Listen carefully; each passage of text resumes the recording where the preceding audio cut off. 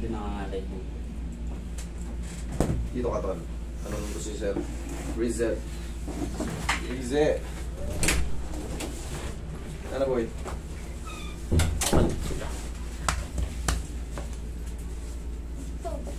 Nagpunta na ba dyan yung ano?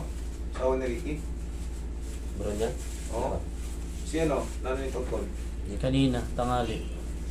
Kinuha na. Magkano kinuha? Wala sila eh. Ha? Walang tao kanina eh. Binilin ko sa inyo.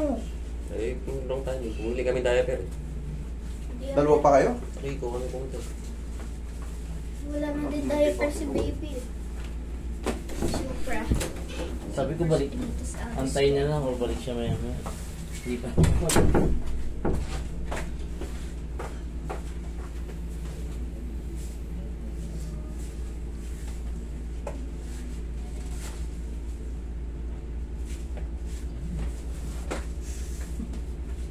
Karni.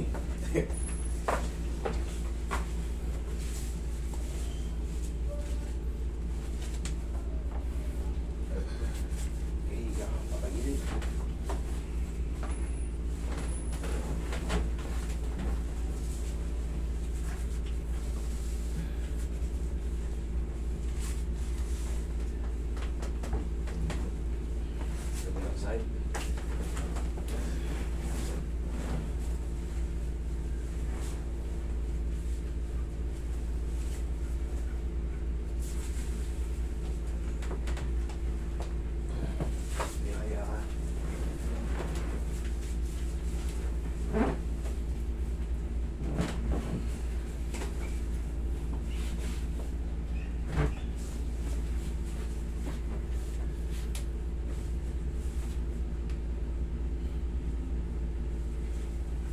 Sir.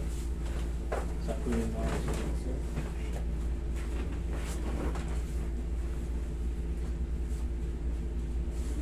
Okay, namudamo lang ka mo. Sige.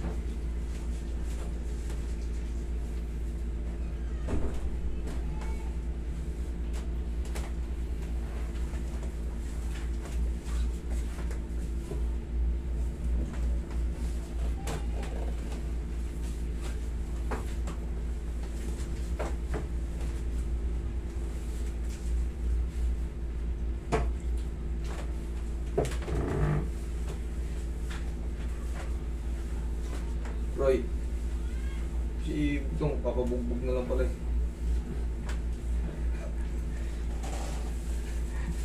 Wala raw siyang maibibigay.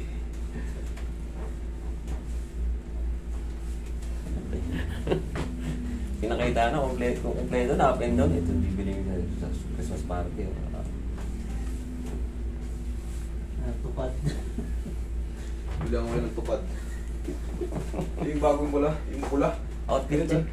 Ayun isa, yung pula. Tupad din ba yun? Tupad din yun. Bago yan po. Ay, mas maganda. Mag-uniform tayo ng tupad. Para sa susunod ng mga vlog natin, eh, sikat na yung tupad. Pichat. Tupad. Parating na nga sa din, may mga sima na nagsusot. Hindi na order kasi siya ano yun eh. Sa mga online shopping. Siya, may mga ano eh. Alam mo naman kung ano yung sumisikat. Pwede nang order niya.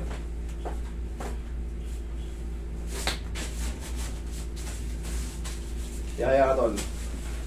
Para matupad na yung ano. Kasulatan. Simula ako sir. Relax lang.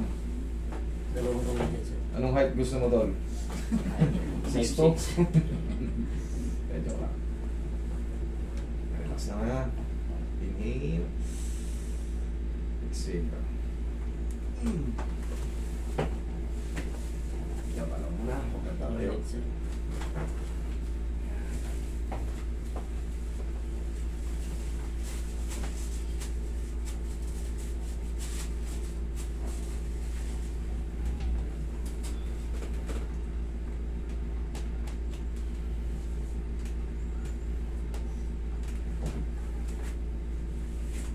Normal lang ba na pag may ACL surgery kasi ako dyan sa right, minsan kasi naglalak siya.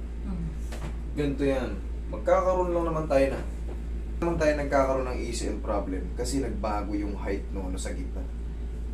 Kaya mapapatid yun. Kaya lang mapapatid yung ACL kasi sa lakas ng impact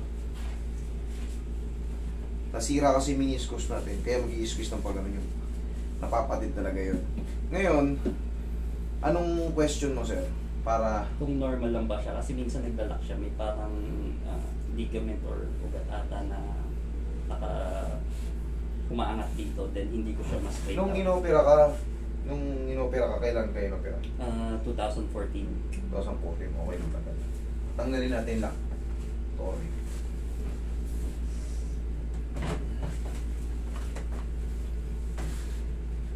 Kailangan lang yan. Iusog. Para matanggal yung ipit. Tanggal na yung lock niya, idol. Nagbabago kasi yung yung clearance niyan, nagbabago. Pag nasira kasi yung meniscus, pag napunit yun, pag malakas talaga yung impact, puputulin niya talaga yung ACL mo kasi ACL ang pinakamanipis na ligament sa tuhod. Kaya putol talaga yung ACL. Like cadaver yung ACL. Kaya yan ang kumbaga common na yun pagka sa mga basketball na ACL na putol. Pero okay matakot dyan sa Ang problema lang naman dyan, yung trauma ang aabutin mo. Pag nag-ACL ka na, magliles ka na ng talon. Magliles ka na ng... Hindi naman. Hindi na, operahan siya eh. Ibang siya eh. sport lang siya ngayon. Na-operahan ka eh. Pero kung hindi ka na-operahan, Baka mas... yung trauma, papasok kasi sa mo. Kasi ang sakit ng injury sa tuhod. Yeah. Mga 1.5 years din ako nag-alay. Okay. Pero kung hindi ka na-opera, malagi yung nakabaon sa isip mo. Baka makaganon yung pa ako. Kasi malilis na yung kapit eh. Ang itsura kasi ng tuhod.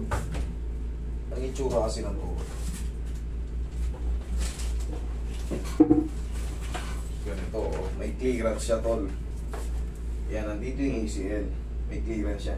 Ngayon, pag napunit kasi yung mga meniscus natin, either medial or lateral, tsaka lang napapatid yun. Kaya iniisip ko na, no-opera na ako, good na yun, pero bakit parang naglalak yung tuhod ko? Kasi nagbago na yung distance. Kaya ngayon sa side yung buto. Yun yung napipil mo. Minsan, gagawin yung tuhod mo. Pero ngayon, take check. Subukan mo kahit anong gawin mo dyan. Subukan mo kung anong gawin mo dyan. Basta naka-align ng maayos yan, kahit naputol yan before, walang problema. Okay? Upo ka, meron pa, last na. Use na yung shoulder mo. Baka hindi na wala eh.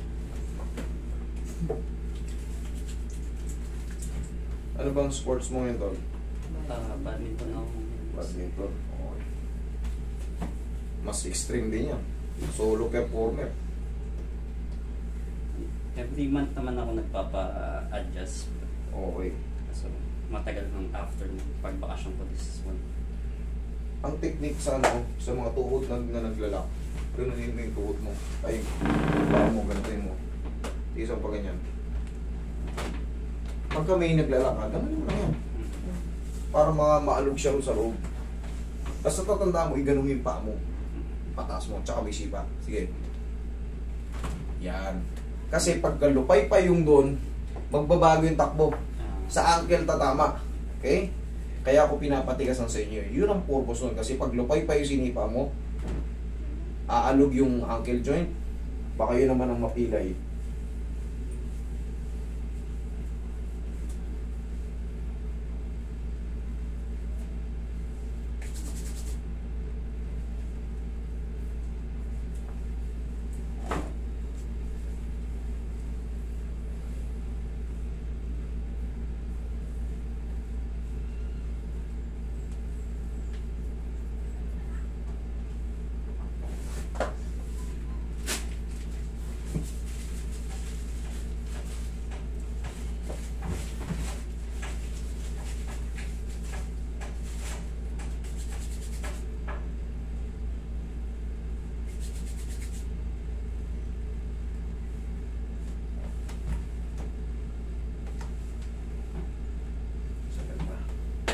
Okay, idol. Huwag ka lang magbabasa. Ganun lang. Hindi na natakot bigla nung ako na. Kasi minsan pag ano, Sige, check mo. Straight.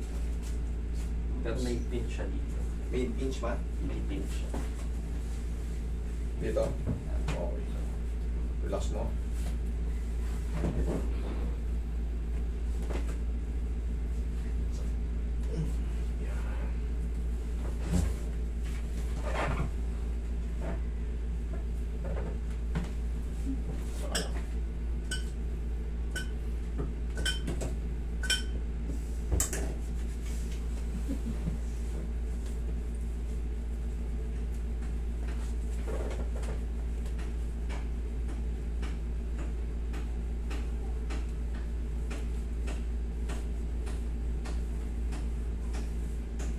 Kasi minsan ito, bumababa din siya eh. Pero naibabalik ko siya. Like may ano ako. Normal yun tol, yung ano, pag ganun. O kaya, kung mapapansin nyo yung treatment natin, kasi itong humerus natin, pababa talaga ang injury niyan. Tsaka minsan pag ano, depende kung talagang sinadya kayong puldol yun dito.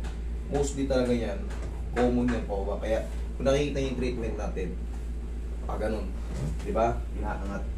Yun talaga, mali yung perspective dun dati, yung makakatakin pag may nangangalay, hinahatak. Lalo pang babagsak yan, lalo kang mapipilay.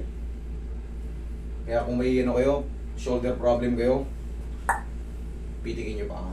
Okay? Check.